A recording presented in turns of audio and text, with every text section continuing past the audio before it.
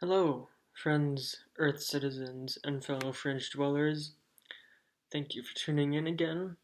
This is the fifth episode of Cosmic Coexistence, a series I'm making about my alien experiences and what I've learned.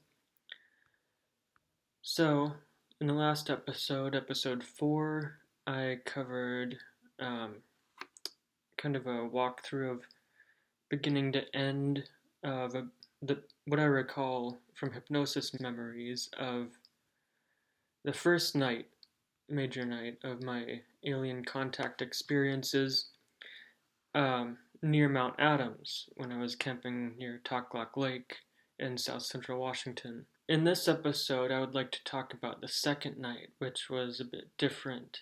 It was in late August of 2018, and basically, we had another campfire, and again, it was myself, um, as well as Samara, who was a lady who was with us, and a lady named Ray. Samara on my left, Ray on my right. And we were just sitting around the campfire talking for hours again, late at night, until pretty late. And as I recall, we split off from the campfire after 2 a.m. again, maybe closer to 2:30 or later, or maybe even closer to 3 o'clock again, 3 in the morning. So what I recall is that the other two went to go to their campsites to retire for the night.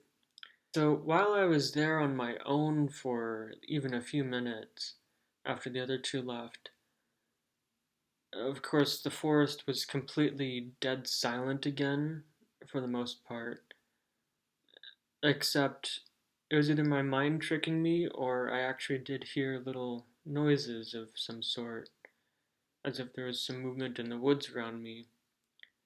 And on top of that, I got an unshakable feeling that I was being watched by something large. So I knew I was being watched, but this time I did try to stay calm and I was looking around. No one was around, no one was approaching. But I just stayed calm. I put out the campfire, and then went to bed on my own. I didn't hear footstep noises like I did the last time, the previous night when I was laying my head down to go to sleep in a dead silent forest. But what I remembered in my self hypnosis memories later in 2018 was that second night I knew I had some other contact of some sort, but I didn't remember exactly what.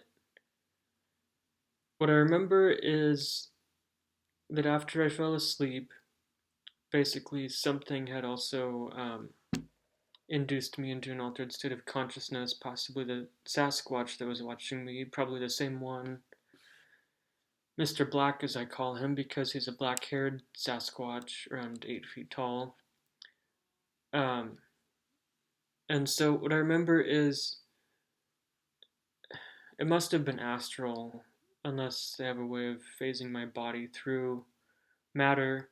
But basically, what I remember is being in my tent and then raising up, not out through the side of my tent like the previous night, but straight up. And I seem to have a clear memory of feeling, like seeing and feeling it was mostly cedar trees, as I recall, cedar and pine around me, around the tent. And I remember going through the branches. There was some space between them, but I'm sure I would have also hit them if I was in my physical body or something that would cause damage. And so I remember going straight up and then ending up in the triangle craft again, the black triangle. And the black triangle, of course, is a transport ship, so like a smaller transport ship. What I recalled from that night is not going up out of Earth's atmosphere to the sphere ship again, but basically being transported off towards Mount Adams, some 13 or 14 miles away, maybe 15 as far as I know from where we were camping. I remember in the sphere ship, I don't remember exactly where on the mountain or around it, but there was an opening or some place that they were able to enter into the mountain or the earth. What I remember the feeling of is within the ship, you hardly notice it, but I remember knowing that we were going into a small cavity or crevice or crack of some sort. Basically, the passage we traveled down is very narrow, very small, something you normally wouldn't think that a large ship could fit into. But what we did is actually the ship would shrink, and because it's in a 5D state too, partly, the technology of the ship is able to phase us into a smaller size physically, but we don't notice it from the inside. It just feels normal. And so the ship was able to go down this narrow passageway into this cavity in the earth, somewhere under Mount Adams or somewhere around there. And then we entered into a much larger, wide open um, cavity within the earth, probably ancient magma formations, um, but it was cleared out, kind of like maybe a giant lava tube somewhere. Basically, they'd set up a base within the earth. I don't know how far down or exactly where, but it was one of these hollow spaces within the earth. And the triangle landed. We got out. The mantis and whoever else was with me got out with me, of course. And when we got out, in front of me was, I think, a couple of greys that I recall, the ones I will talk about, named Mutu the Elder, and another grey named Aruk, who I believe is younger, at least in that body he was in, but still on their team. And so this is when I finally got to meet Mutu after 8 months of getting messages and knowing that they were going to arrive at some point. Their ship was going to arrive in mid-August before I went to Mount Adams. I actually got the feeling, like an energetic feeling and knowing intuitively that they had arrived somewhere either in our solar system or near Earth. I just didn't see it physically, of course, because they're cloaked. But this is when I finally got to meet Mutu, and as I approached him in this hypnosis memory, the self-hypnosis memory, the way we greeted each other, I think, is signature to the Greys, at least this group of what I consider enlightened Greys, benevolent ones. What we did is we took our right hands and held them up to each other, kind of like a handshake, but we don't shake, we just hold our hands up to each other, and either a short space apart, or maybe we did actually touch. I feel like we may have energetically touched each other with our hands. But I greeted Mutu in this way, and somehow I just knew how to do this. I hadn't ever thought about that in my human life before. But it was quite incredible to recall this, because what happened when I touched Mutu's hand was that I saw my hand transform into the hand of a gray, or what some people call a zeta, or whatever title you want to give them, um, just like his hand. And basically, what their hand looks like, and I'll show a an animated or cartoon depiction of this in the video, but they have three main fingers with no pinky that we would have, but they still have a thumb, so technically four fingers altogether.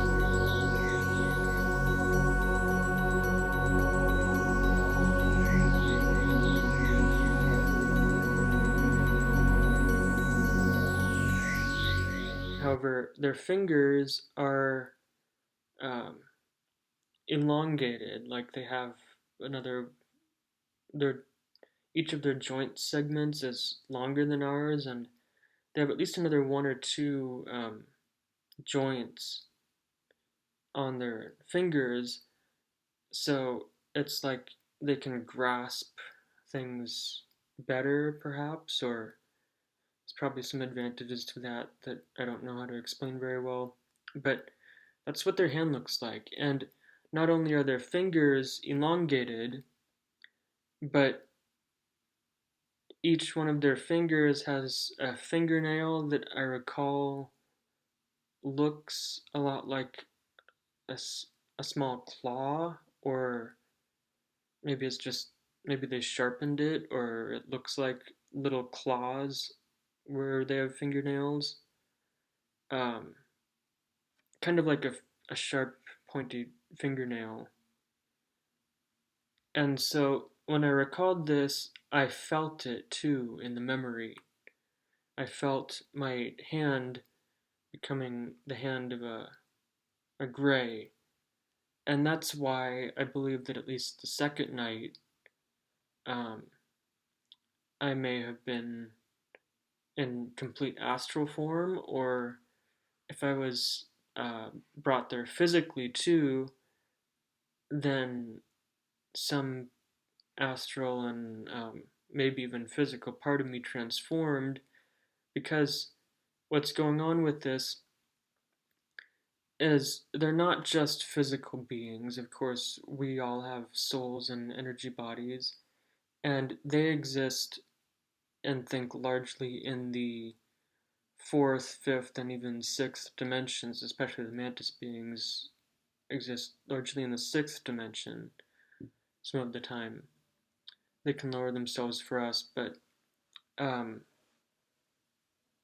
I don't know how much they're able to actually transform us that quickly physically if we're with them, but that's what I felt. I greeted Mutu with our gray hand touching, and he's up to 4 feet tall, maybe 3.5 to 4 feet tall, a typical Zeta gray. But behind Mutu was a pyramid that was, I think, around 15, maybe up to 20 feet tall at its apex.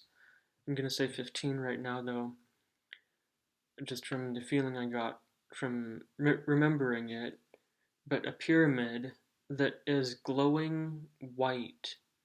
And whatever this is, I think it's some sort of crystalline ceramic white material, maybe like the whiteboard or something a little different, but it's glowing. Similar to a fluorescent or bright white light. Um, Very intense, but also not quite blinding. Then we went inside the pyramid. We went around to our left, or my left at the time, and around into the side that somehow opens up or lets us in. What I recall is being in there with Mutu, and basically he was telling me things or teaching me things, partly about the future and your future of Earth and humanity. that I would need to know and that we would need to be preparing for. And I'll show an image of this in the video. What I remember is like a sort of circular trapezoidal platform that he was able to bring up from the floor of the inside of the pyramid. And then this platform was like a projector device that projected a hologram of the Earth in front of us that he was able to use to show me things about our planet and what may be happening either in real time or in the future.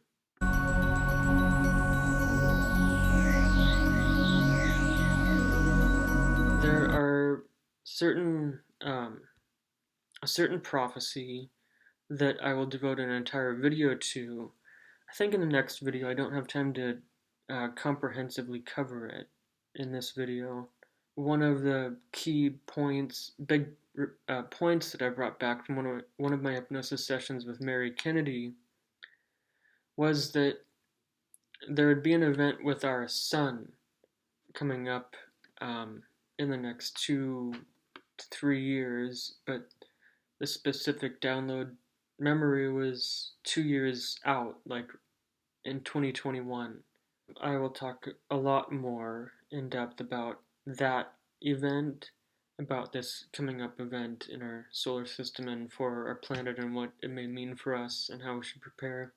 I think that it will be very worthwhile for me to devote a whole one video probably to the solar flashes or the solar waves, that event that they prophesized and told me about, and that about another half dozen human as well as ET sources have been telling me about for some time now, especially throughout 2020 and 2019.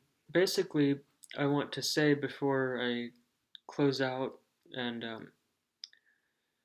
end this video is that this pyramid is part of one of their bases under the surface of the Earth.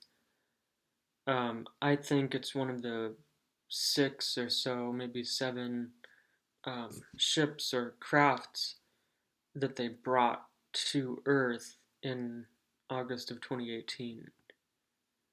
And this base will never be found by anybody unless they want it to be, or unless they bring somebody else there. This pyramid, I think there are others like it, these crystalline white glowing pyramids under the earth, maybe even under the ocean somewhere, under the waters, that they're using in this group, especially with Mutu and the Mantis beings, and to monitor the Earth's frequencies, Schumann resonance, to monitor how humans and collective human consciousness is developing on Earth, and also seismic and volcanic activity on the Earth and how they're related, because they definitely are. Earth's seismic and volcanic activity is increasing as our consciousness is developing, and so many more people are now becoming afraid, but also many more people are slowly becoming enlightened, which is what they want.